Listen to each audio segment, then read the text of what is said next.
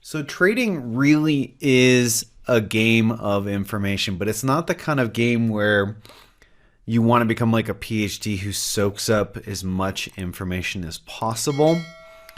It's more a game of information when it comes to technical or fundamental information. And what that ends up translating is that all information must be interpreted by the market. Whatever happens in an economic news event, if the market starts to move really fast and it looks like there's a lot of buying or selling, whatever is going on in the market, all information must be interpreted by all the different market players. And in the end, every single interpretation, regardless of the approach, whether it's a technical or fundamental approach, or if it's a sentiment approach or it's a flow-based approach, is going to result eventually in a buy and sell order. If that information and interpretation of the information in the market doesn't result in a buy and sell order, it's completely meaningless to you. It doesn't mean anything. But once that information gets translated, interpreted and translated, and becomes a buying and selling order from the various market participants, that's when that information becomes useful to you. And the way it works out is the total amount of buying and selling orders in the market creates what is called order flow. So I could have a view on the euro US dollar, and I think, or let's just say the pound dollar, and let's say I think that Brexit's not going to happen and I think it's going to have a negative effect on the pound dollar. Well, then that would lead me to be bearish on the pound dollar. But if I don't make a trade on that, or I don't hit the buy and sell button and get involved in the market on that, then that interpretation is completely meaningless. However, if I'm a large player and I have that interpretation and I use that information to make a large sell order on the pound and it causes the market to move, then that information has value. It has value to all the participants in the market. And so the total amount of buying and selling orders that are activated becomes what is called order flow, or the flow of orders in the market. And changes in the order flow and all the buying and selling orders that happen in the market is what creates price action. And so if there are more buying orders in the market and there's more volume on the buy side than the sell side, then the market's going to rise. And the opposite, do the opposite and the market's going to sell. We are directional traders. We think the market's either going to go up or down and we want to profit from that direction. And so our study as traders has to be about understanding the order flow behind the price action. This is a super important way to understand and approach the market.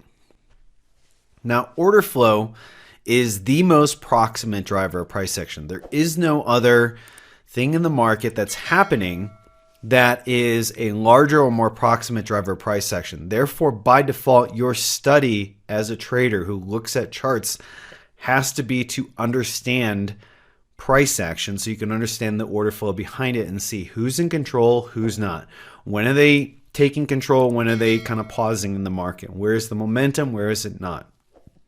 And that information behind the order flow can generally be of two grand types, technical or fundamental. And there's really four major types of information. There's technical, there's fundamental, there's sentiment, and flow-based information. All four of those types of information or classes of information translate into order flow, which it gets reflected in the price action. So it's super important you understand how the market moves, how the price action forms, and why. Now, there's two types of orders in the market. There's resting orders, which are orders that are, say, like, hey, I want to buy or at a sell at a future price. Those are considered potential liquidity. But until those orders get activated, they do not have an overall impact in the market. Once an order gets activated, then it becomes part of actualized order flow and thus has an impact on the market. So right now, Euro US dollar is trading at about 113.47 as of the time of this recording.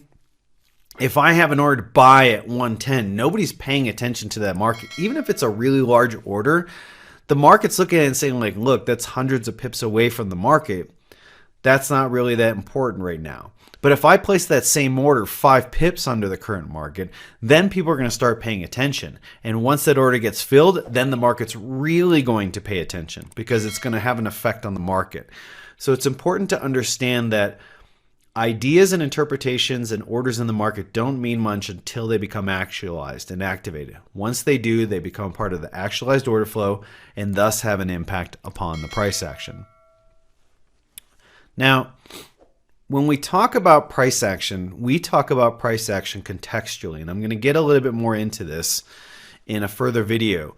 But the general narrative that you hear from most of these kind of marketers, which are really more marketers than traders, is that you should be trading candlestick patterns like engulfing bars and, inside bars and fakies and pin bars and all that. But the thing about it is that no professional prop firm or hedge fund talks about price action that way. You can walk into 100 of those firms, hear them talk about price action. Nobody's going to mention those words, which should tell you what they think of price action, how price action is really viewed by professionals.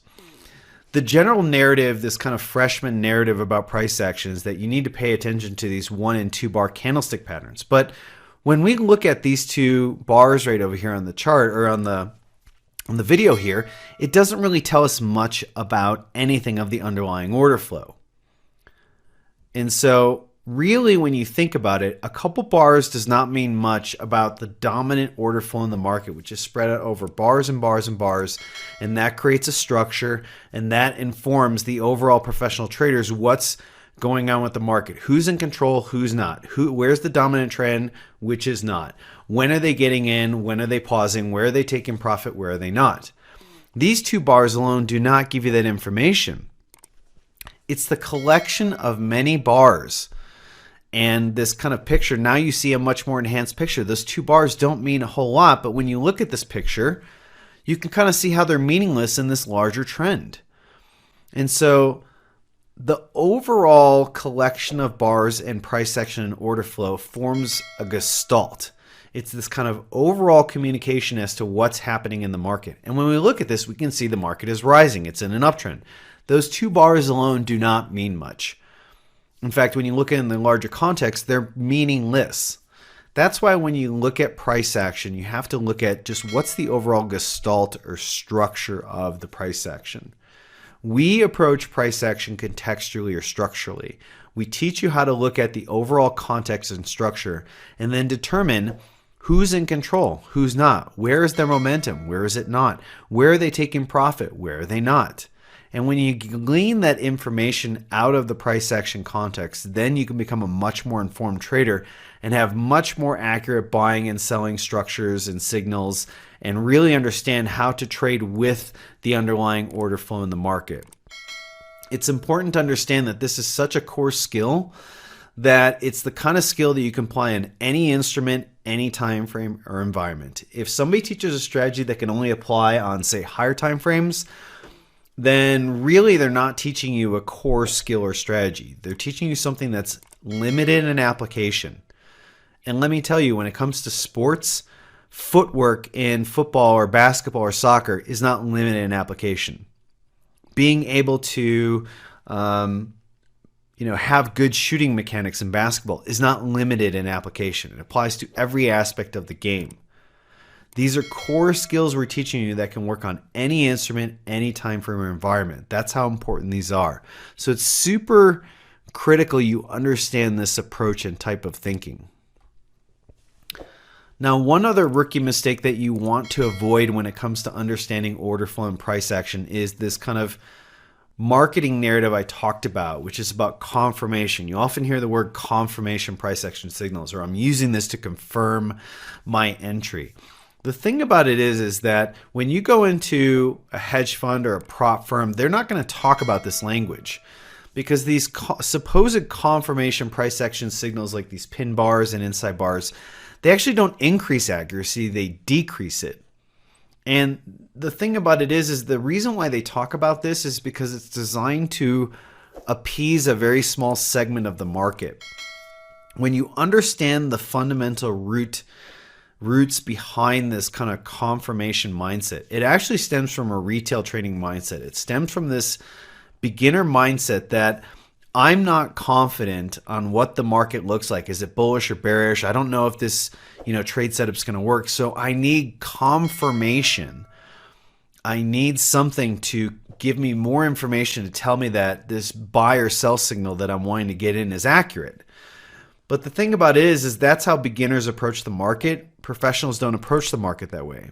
And it's because they realize that there is no confirmation. You can't confirm anything in a market where there is no certainty. There's only probabilities in this market. Trading is a probability-based approach. Confirmation doesn't exist in trading, only probabilities, and it's how professionals think. No professional is thinking, "Oh, I need to confirm that this bullish setup's good." No, they already know if they want to be long or short well ahead of time. They're not using a 1 and 2 bar candlestick pattern to confirm anything. Professionals think in probabilities. They don't think in confirmation of certainties because they know they don't exist. They think in probabilities, and that's how you have to think. Once you get past this hurdle, you'll start to see major changes in the way you approach trading, in your mindset, and how you look at each and every individual trade setup that you take. This is super important that you understand this.